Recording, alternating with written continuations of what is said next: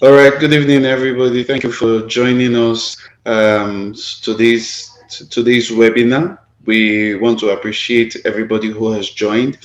I want to welcome you warmly to EHA Clinic's Lab Academy for yet another monthly presentation of our webinar. Today we're working on liver function test results, understanding the figures clinically.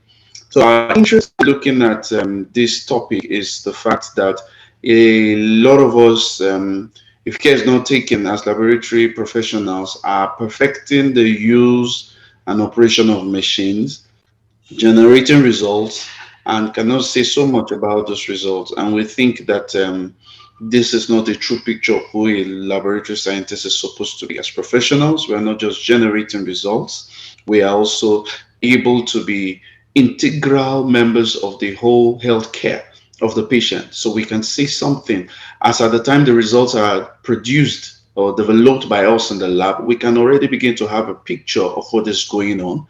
And then we can guide the doctor and say, okay, are you considering this area? Are you considering that area? And this is the burden we had in our heart, and we had to go in quest for someone who we think can do justice to this topic. The man we have before us today as our guest is Mr. Olu Aiyegbusi. He's a senior chemical pathologist with ABU University Teaching Hospital. He's been into this for quite a while and has a lot of professional expertise that we're going to be gleaning from. When I spoke about him to a senior colleague yesterday, they said he's an easygoing man, and he's very resourceful. And a few people who have said that no, Mr. Olu is very intelligent. So I feel that, like we have always done, we have never wasted your time. I'm sure you would find value in listening to Mr. Olu Aiyegbusi. Thank you, sir, for joining us this evening. Thank you. We can see you clear. Yeah. Basically, while alanine transferase is exclusive to the liver, aminotransferase is not actually specific to the liver because it is also produced in the heart and in muscles.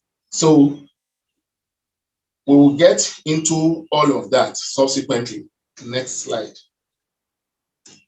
The group 3 markers are the ones I called markers of cholestasis.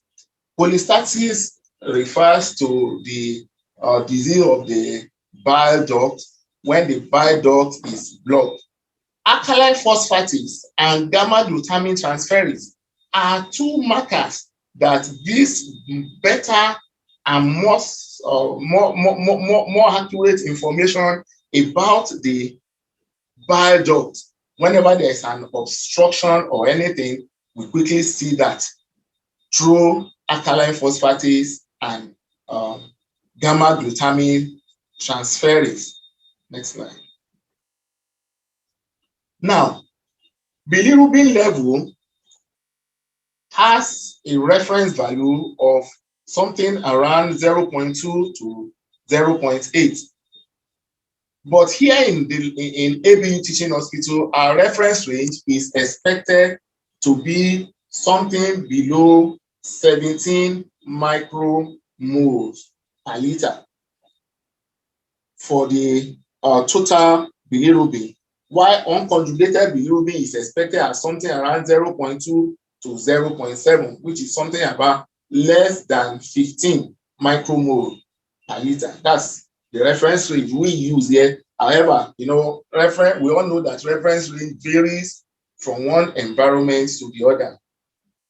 At least some slight variation is observed because of the instruments that are used and the analytical procedure that are being employed. Then we also have the total bilirubin is referred to as total, while the conjugated bilirubin is referred to as direct bilirubin. Unconjugated bilirubin is referred to as indirect bilirubin. And we know that once bilirubin starts going above something around 30 milligram per dl, then jaundice is observed on the patient or the subject. Next slide. Urobilinogen and bile salt are two things that go hand in hand, because the bile, as it is excreted into the gut, is acted upon by bacteria that are in the gut, and they are converted into some other things, and that end product is urobilinogen, which is excreted in the urine. Then we need to observe that on a good day, normally bile salts are not present in the urine, because the bile salt is expected to have been converted into some other things, especially something like this urobilinogen, which sometimes some of them is still eventually converted into stacobilinogen.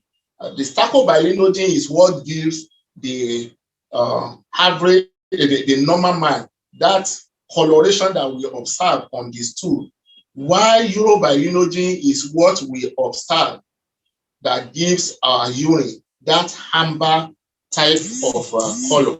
However, whenever there is an obstruction in the biliary passage, then we discover that bile salts start leaking into the circulation, and from there it then passes into the stool, then is excreted in the urine. So whenever we find bile salt in the urine, then it's just telling us that there is a problem with the biliary passage, and that's why it's absorbed into the peripheral circulation, where it is filtered off into the urine. Next slide. Now, like I said earlier, serum albumin is the most abundant protein that is synthesized by the liver, and it has a normal serum level of 3.5 to 5 grams per dl. If you convert that to the international unit, the SI unit, it's 35 to 50 grams per liter. That's the reference value, that's the expected range. And the synthesis of this albumin is dependent on the integrity of the liver cells, since this thing is produced in the liver cells, and it has an half-life. It has a half-life that is about 20 days. And whenever there is liver disease, the level of production of albumin starts reducing. And because liver on its own has a very, very robust capacity. It has a lot of reserve capacity, where until the liver loses about 80% of the cells, then that's when we start observing a sharp decrease in serum albumin. And that's why serum albumin is used to monitor. Serum albumin is used to monitor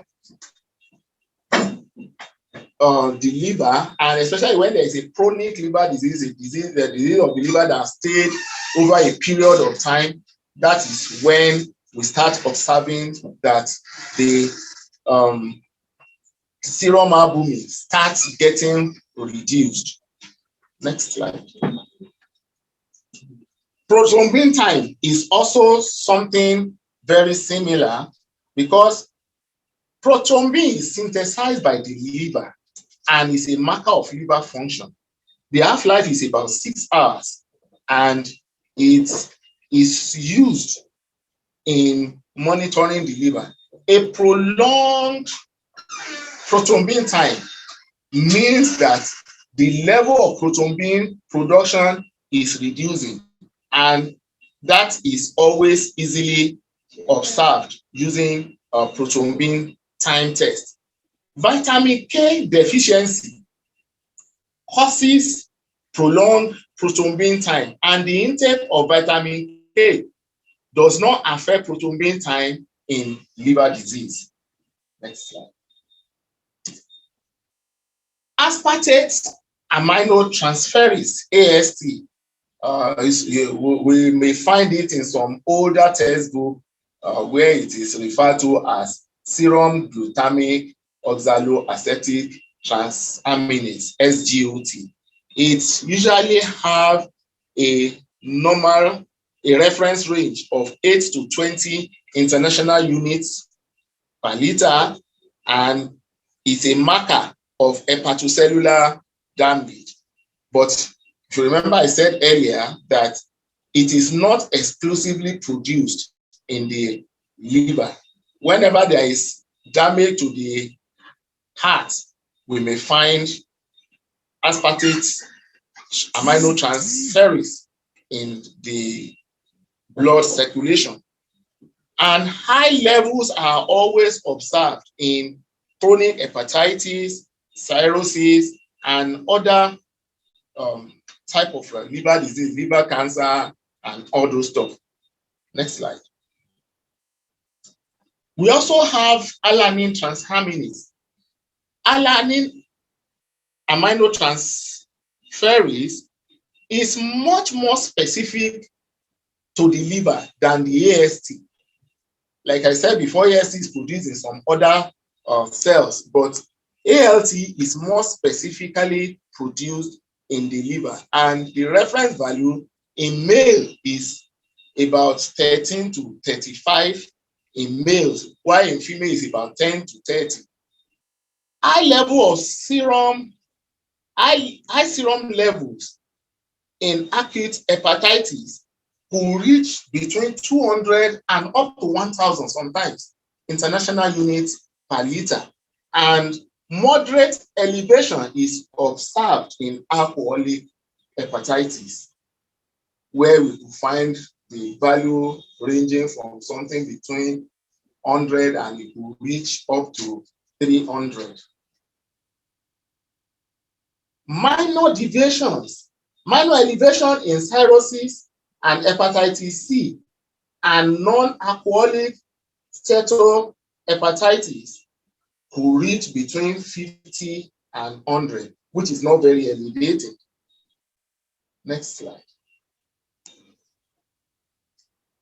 ALT appears in plasma. You will find it in peripheral circulation many days before the clinical signs start to appear. So it's always a very early marker because it's before the physical symptoms is observed, or let me say clinical symptoms, before it's observed on the patient. ALT is raised in the plasma and it can quickly be detected. And well, a normal value does not always indicate the absence of liver damage. It's just that it depends on the severity of the damage that is happening. Then, obese people may have normal to slightly elevated levels of ALT. And these are all the factors that the clinician must consider before interpreting the results. Next slide. Now, when we have high level of AST and ALT, what exactly does it mean? Typically, we will always observe increased AST and ALT in liver diseases, but there is one factor that is very important in interpreting this result, which is what we call the Retis ratio. The Retis ratio is the ratio of AST to ALT, and on a good day, the ratio of AST to ALT is expected to be less than 1 in apparently healthy individuals. Is expected to be less than 1. That is when you divide the value of ALT by the value of, when you divide the value of AST by the value of ALT. So that ratio is expected to be 1.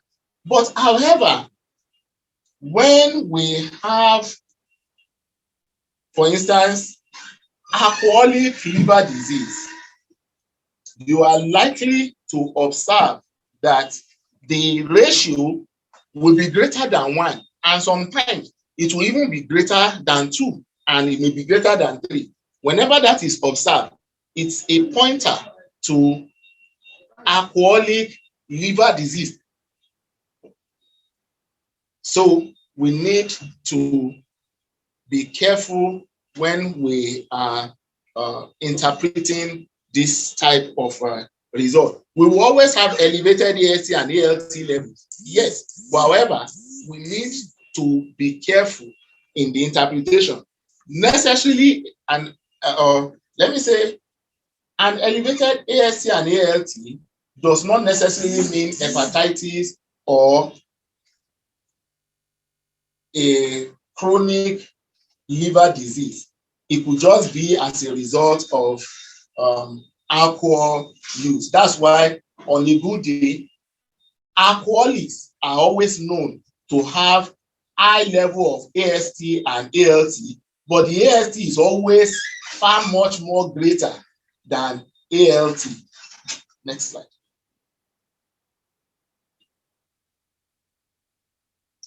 Now, alkaline phosphatase.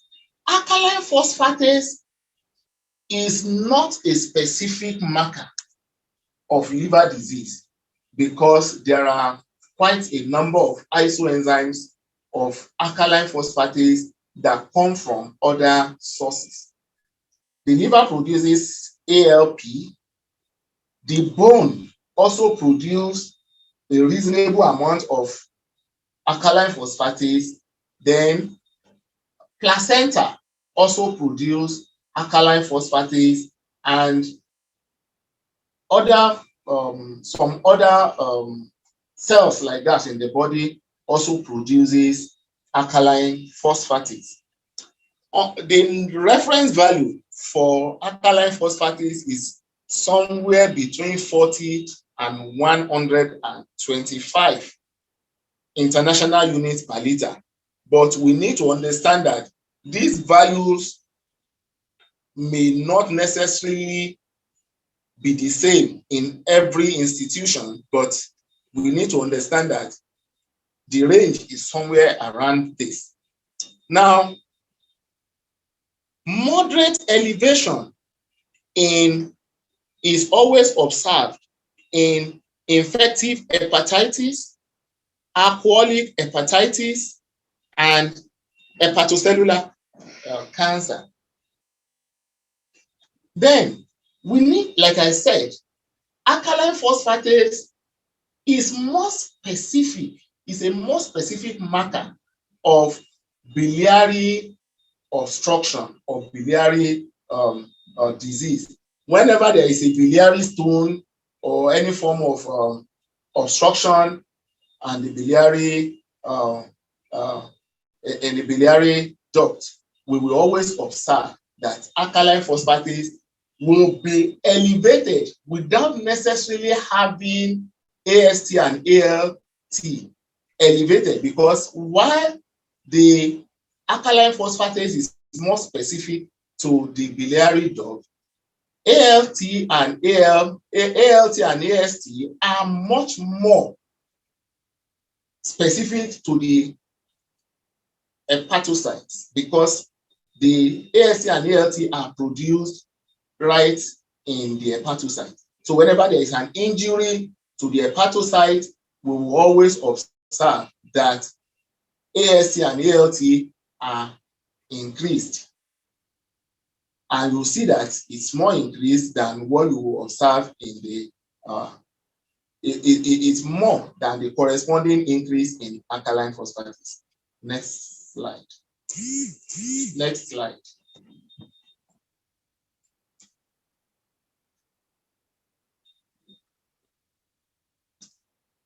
high level of ALP is observed in extra hepatic obstruction. That is when we have obstructive jaundice and we may have intrahepatic cholestasis. And very high level of ALP is found in bone disorder. Like I said, alkaline phosphatase is not a very specific liver marker because it is also produced from other sources in the body. Next slide. Let's run. Gamma glutamate transferase, GGT, is also another marker of biliary disease. Gamma GT is used in the synthesis. It comes into action in the synthesis of glutathione. The reference range is usually between 10 and 30. And we need to understand that, like I said, it's more specific to alcoholic liver disease and in cases of biliary obstruction. That's where you find GGT being much more elevated. In fact, GGT helps to identify biliary disease much more than AST or ALT in itself. Next slide. Now, I need us to all look at this slide very well. This is where we talk about how do we actually interpret this result? What happens when we have ALT, AST done, when we have the test done? A high level of ALT always signify that there is a damage to liver cells. It signifies that there is a damage. And we will always have levels up to 1,000 or more. In most cases, especially when we have viral hepatitis. Viral hepatitis, the virus rapidly destroys the liver cell, the hepatocyte, and as the hepatocytes are being destroyed, the intracellular content, which is AST and ALT, are rapidly released into the peripheral circulation. And this is why in cases of hepatitis, you find AST and ALT level that increase, especially ALT being much more liver specific, is found to be greatly elevated in cases of hepatitis. Then we also find that in some other disease condition, like ischemic hepatitis or injury arising from drug or other chemicals, like I said before, the liver is saddled with the responsibility of removing toxic materials from the body, and many of these drugs that we take are actually toxic. So there are instances where in many instances we find the drug causing liver injury, because of the toxicity of the drug, the toxic level, the toxic nature of the drug will attack and destroy some of the liver cells, and we will observe a rise in ALT. Likewise, in AST will also be elevated. And when it's elevated, you may observe that while AST is elevated, it may not be as elevated as the ALT, like I said, because it is not actually that liver specific. But in a case where we find increased level of ALT, AST, and bilirubin, then we can be assured that there is a liver involvement in this. Next slide. high levels of alkaline phosphatase on its own could be seen in liver inflammation. However, the blockage of the bile duct in bone disease will also lead to an elevated level of alkaline phosphatase. So, like I said, it's not that specific. Now, albumin is exclusively produced in the liver. And once we can rule out that low albumin level is not as a result of malnutrition, because malnutrition could lead to low level of circulating albumin.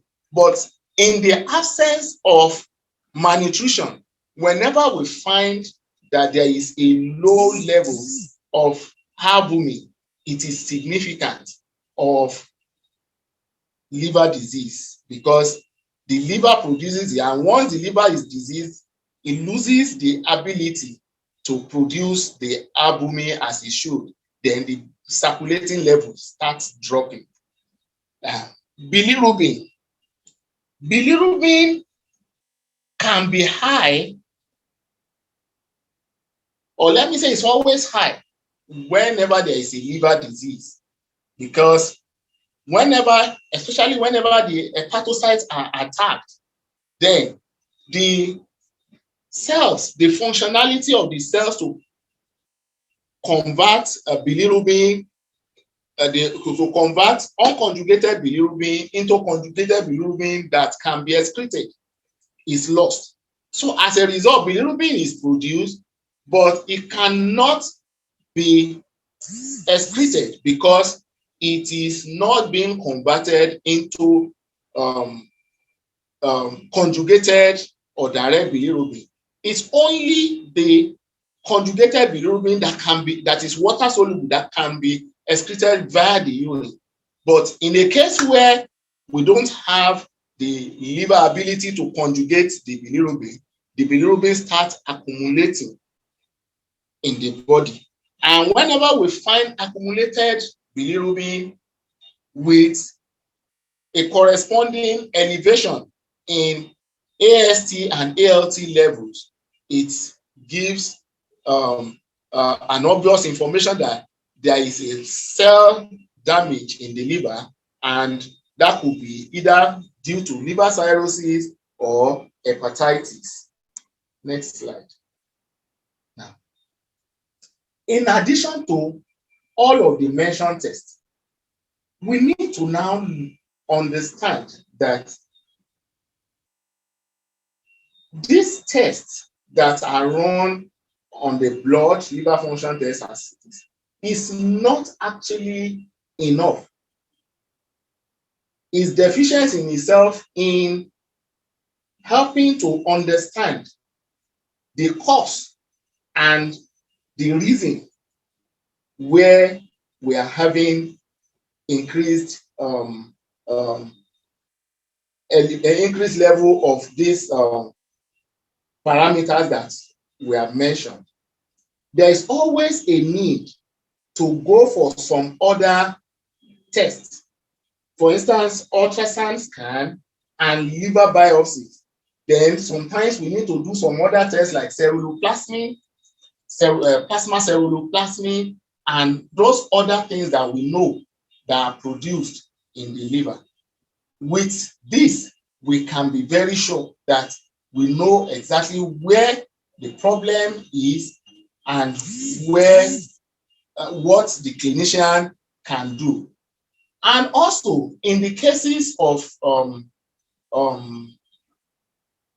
therapeutic monitoring, like many of us who work in teaching hospital will always know that whenever a patient is introduced to some type of drug, such patients are always requested to do a weekly evaluation of their liver function test so as to know whether the drug is compatible with the patient or is causing liver damage for the patient, so that the patient can be properly guided, and the clinician will know whether to change that drug to another drug or to stick to that very drug. Thank you very much. Let me see there. Thank you so much for listening. I think now we can give time to start talking about, start asking questions, seek for more contributions and other things. Thank you very much. Thank you very much, Mr. Olu, for that very precise, straightforward presentation, and it was really detailed and I think easy to understand. We want to give this opportunity for those of us who would have had some questions as a result of this presentation. So if you have any questions, can you drop them in the chat session so that I can just quickly read them out. Of course, those who are asking for the slides, you'll have access to the slides. You'll also have access to the recording. This webinar is being recorded.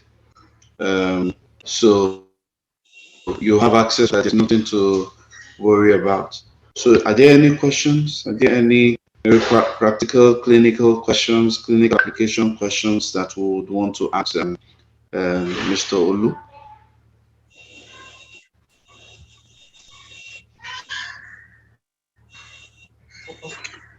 I'm checking the question and answer session.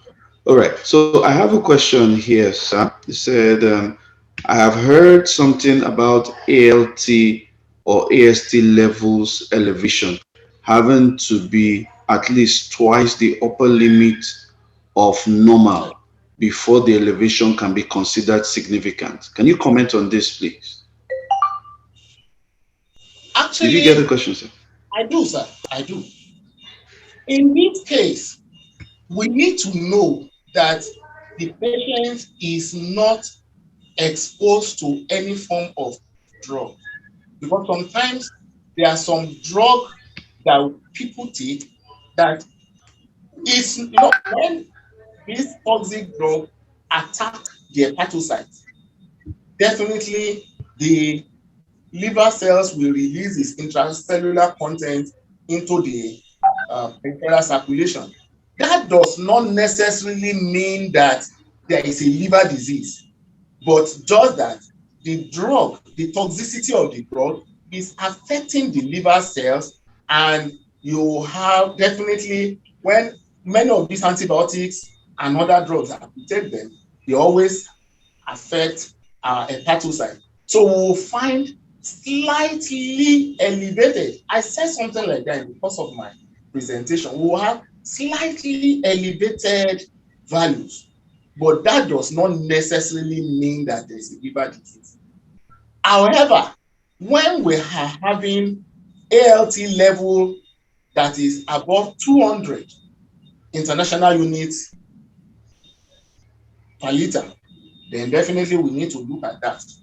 That is no longer something that could be just looked or that's something that could be swept away. Like I said, the upper limit for ALT is something around, for males is something around 35 international units per liter. So when we have something like 70, 80, the clinician may not bother much about that, especially if he knows that the patient is either obese or the patient is having some drugs going on.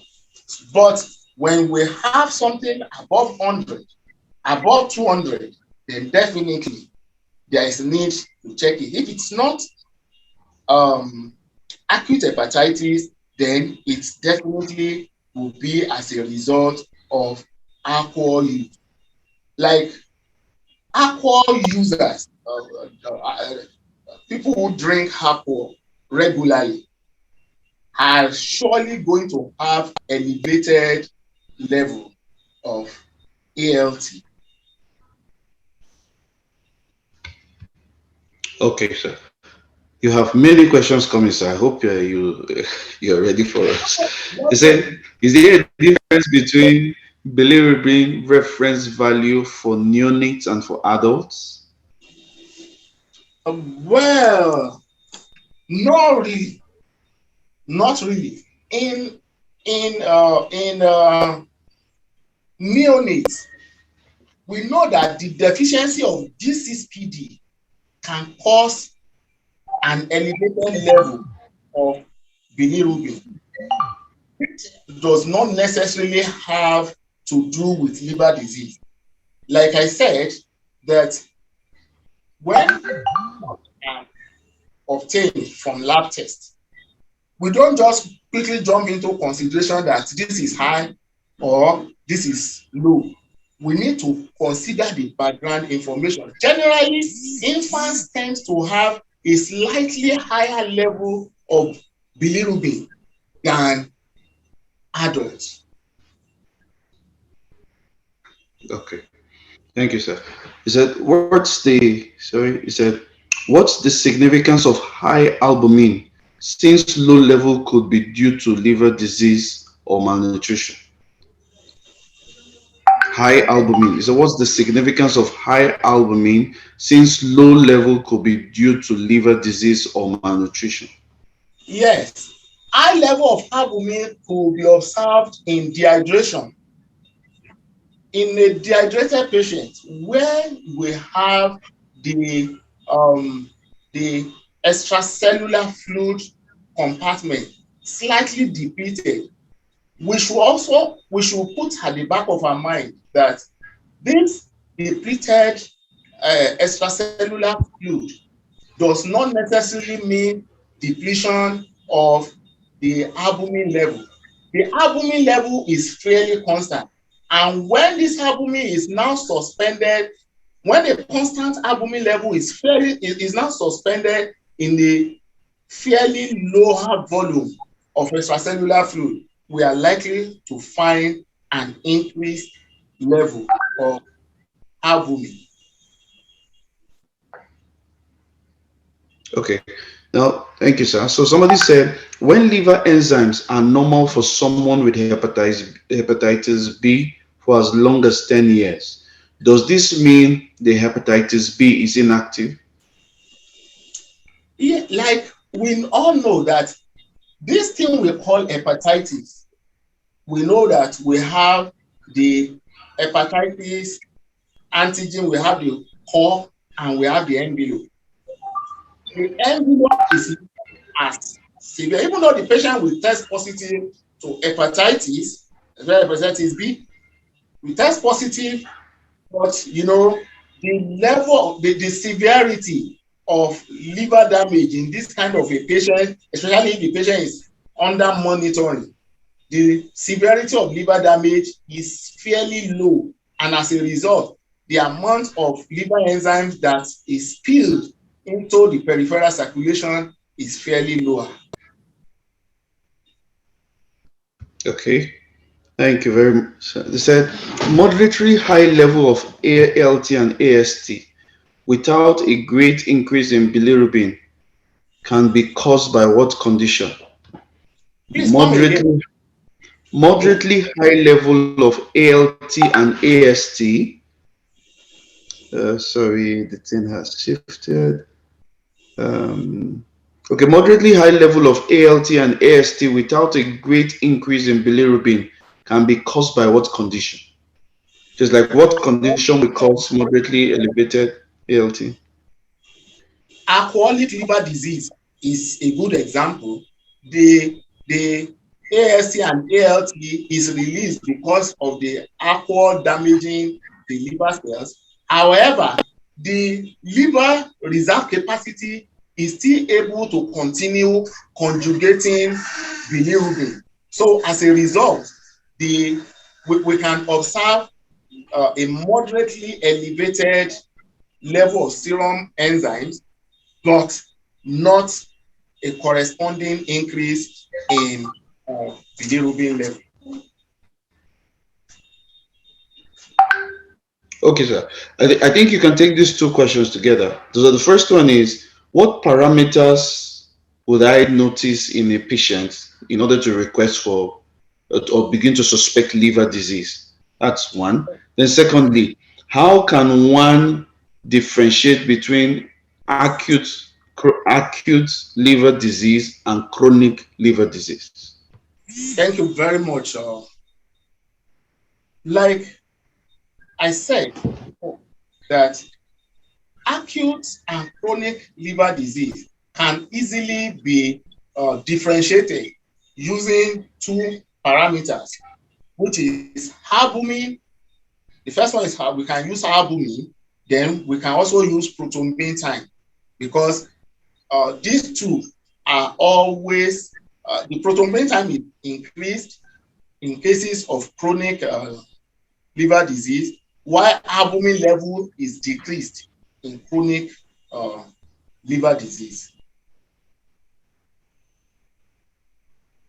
Okay. Okay. Then it says something he says about prothrombin. He said, please, is prothrombin time test the same as prothrombin time in clotting profile? Yes, it is. Okay. All right. Then this person said, please, sorry, um, quite a number of questions that they are just popping up. So he said, what happens when scan result shows abnormal size or shape of liver while the laboratory test shows normal values? Yes, in cases of hepatomegaly, hepatomegaly does not necessarily mean that the liver cell is being damaged. So we can have uh, uh, uh, an enlarged liver size, but if the cells are not damaged, then definitely the hepatocytes will not have the ALC and ALT to release into the peripheral circulation. So while scan may show hepatomegaly, we can surely have normal levels of liver enzymes in the blood. Okay. Can we still take a few more, sir? Okay. Come again? Yeah. Okay. So this person, I said, can we still take a few more questions, sir? Why not? That's why we came today. All right, sir. Okay, thank you, sir. He said, thank you for the presentation, sir. I have a concern. There are times we have had conjugated bilirubin levels higher than the total bilirubin. On further reading, I learned that this is because the rate at which the conjugated bilirubin is being excreted is lower than the rate at which the liver is conjugating the bilirubin, hence an accumulation of conjugated bilirubin. I need more explanations. This is an impossible situation because it is not possible for Abuja to be bigger than Nigeria. When someone when someone says that conjugated bilirubin is higher than total, what that person is trying to tell us is that it's possible for Abuja to be bigger than Nigeria, because total bilirubin is actually a sum of both conjugated and unconjugated bilirubin put together. That is what gives total bilirubin. And a fraction cannot be greater than the whole number. No, it's not possible. In this kind of a situation, it just simply means there is an analytical error. That's it. Okay. All right. Um, okay, let me see if I can get just one more. And there's so many questions. They said, um,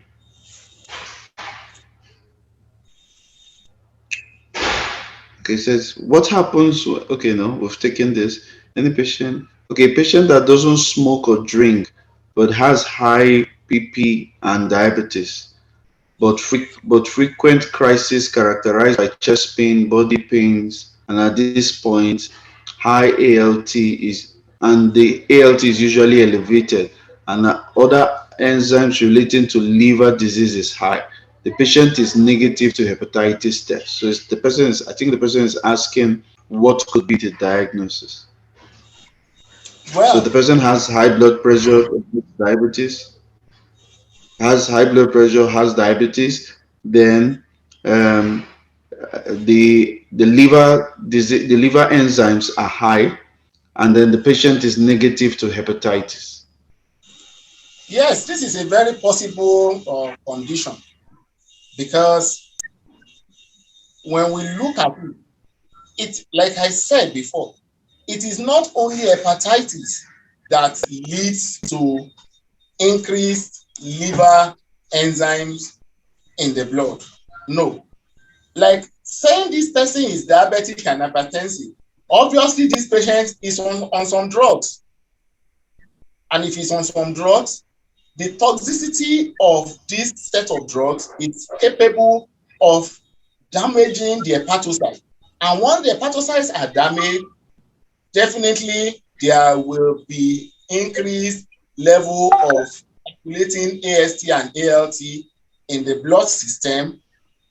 But this is just as a result of the drug the patient is taking, not because the patient has uh, uh, viral hepatitis or anything like that. No. Okay, sir. Then maybe the last one is that, sir, how can LFT EUCR be mandatory for RVS or hepatitis patients? So it's like asking why. Why is LFT and EUCR, electrolyte urea and creatinine, mandatory for RVS and hepatitis patients? Yes, because the toxicity of the drug used in treating this set of patients needs to be monitored so that as the patient is taking the drugs, if the drug is found to be toxic to the Mm, hepatocyte, then the drug will be changed. mm, Why for this EUCR, some of these drugs are not only toxic to the liver, sometimes they are also toxic to the kidney. And that is why the kidney function, that is EUCR, the kidney function needs to be constantly monitored to be sure that the patient is not having some um, nephrotoxicity as a result of the drug that his patient is taking. That's why usually these patients are placed on mandatory EUCR and liver function tests so as to rule out every form of toxicity, whether to the liver or to the kidney. okay, sir. One final one. Thank you very much for your patience, sir. No So problem. I'm here for this today. because it seems like this session seems to be equally interesting because it's like the more we're asking questions, the more we are milking out a lot of knowledge from you, sir. So this person is asking, so what are the baseline? How do I see an LFT result?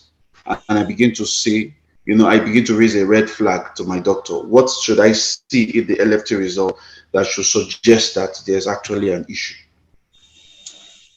Basically, that's why there is need for um, observing what is the reference range in the environment where the patient is. Once the reference range starts uh, getting elevated, like here in ABU Teaching Hospital, there is something that is done. I've participated in some research work here, and I observed that in this hospital, here in ABU Teaching Hospital Zaria, before a patient is placed on chemotherapy at all, the EUCR with the LFT, as in the baseline for that patient, must be done first before the patient will commence the drug. Then 2 weeks after the commencement of the drug, the patient will come back for an evaluation test where the doctor will want to know this patient, the liver enzyme results, are they getting elevated above what is expected, if it is, such a patient, either the dosage of the drug is reduced, or if they can change the type of drug completely to a milder, less toxic one. Okay. So then why is ALT high in obese individuals since it is liver specific, unlike AST? Yes, we need to understand that in the cases of in the case of obese patient, it is not just the muscles that are bigger than expected. Even the liver itself gets bigger than expected, and we need to know that there is something with apoptosis, which is programmed cell death. These liver cells, on a natural basis, the liver cells do regenerate, they die and regenerate. And in a case of an obese patient, because there is a higher level of cellular turnover, it's possible to have obese patient having slightly, I mean slightly elevated level of liver enzymes than the average non-obese individual.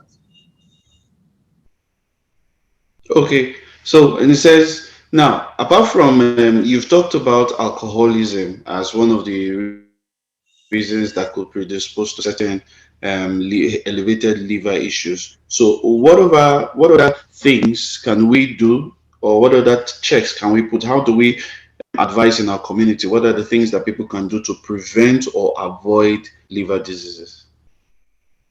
Yes, like for instance, one major thing that causes liver disease in our environment is drug abuse and self-medication. A Mm. lot of our people engage in self-medication, and self-medication is bad. The fact that I know the drug that I can take for a disease condition does not mean that that drug is appropriate for me. So it's always good for the general public. Let's enlighten people around us to avoid self-medication. Then also, a research was conducted by the physiology department, Ahmadu University, and I participated in that work sometimes 2018. And what the result we got, it was shocking, because we found that what the research was actually based on the effect of cyanide on liver function. And we discovered that some communities where they eat more of raw or boiled cassava have a significantly higher level of liver enzymes. And the question was, what could have happened? What's causing that? And it was traced back that this community, they consume a lot of cassava, and the cyanide inside this thing affects their liver, and that's why they have a slightly elevated level of liver enzymes. So we had to go there and talk with them in the community to please reduce the intake of their cassava. And we've also advised them to always ensure that their cassava products are well cooked, because it is known that heat always denature cyanide. So when the cyanide has been denatured through cooking, then it's safer. But a situation where people do sharp um, um, food, and like I grew up on the village, and it's just normal those days to uproot cassava and eat it raw because it's sweet. Mm. So we tell our community to avoid this kind of a thing, so as to ensure that our liver health is promoted. Okay, so Now, sometimes when we're in the lab, yeah, and the request comes, sometimes you want to know what are the clinical details already that the doctor is already suspecting. Do you think all these are also important for the laboratory scientist in trying to go about his test, especially for LFT? Do you think there's any important in the clinic, any role that the clinical details, knowing the clinical details, either prior testing or after testing, is there any way it helps or impacts on your interpretation of the results eventually? That's what someone is asking. Like for me, I prefer not to know what the doctor is suspecting so that I'm not biased Mm. in my Yes. approach. Right, right. However, I want to know what the doctor is querying after I will have finished my test so that I can also gain knowledge. Is this because why it's not very good to know what the patient is, what the doctor is suspecting is what happens if there is an analytical error. It's Mm. either going to mislead the patient, the doctor. So it's better when I'm done with my work, I want to be sure. Like if I find that, okay, what the result I get is contrary to the doctor's suspicion, I Mm-hmm. may want to repeat that test one more time to be sure because the doctor could be wrong in his assumption. It is the lab Mm-hmm. that will guide the doctor as in this is what is happening with this patient's liver and we go in line with that. Mm. Well, thank you very much, sir. I wouldn't want to stretch it a little bit more, but I think we have really gained a lot. When we are processing this at the end of the day, we'll still see if there are certain questions we could not attend to. Maybe we'll send them to you via mail. And if there's any, you can just quickly summarize the answers for us. Thank you, Mr. Olu Aiyegbusi. My dear colleagues, I know that I want to agree that this has been a very, very wonderful session. I myself have gained quite a lot. It's been enlightening. Mr. Olu seems to be very, very prepared. Everyone that is coming, he has a very large bulletproof and has been, giving us good and detailed answers to it. He's given a very precise presentation, and like we always do here, we do this monthly. We'll be coming your way again next month with another very enlightening webinar. Today we have faced chemical pathology, the liver. Next time we'll be facing hematology. We want to look at, how what Mr. Olu has done to chemical pathology. We want to get another expert to give us that same justice in hematology. Thank you very much, sir, for your time. We really appreciate you and we commend your knowledge. Indeed, like you're resourceful, you have proven it to be right. We're grateful for your time. All Thank you right. very From us here at EHA Clinics Lab Academy, yes, we want to say thank you all for attending. And all your questions, you can still drop them. We'll see how to get the answers across to you. Do have a good evening, sir. Yeah. All much. right. Bye bye, everybody. Bye. Thank you so much for attending. Yeah. Bye.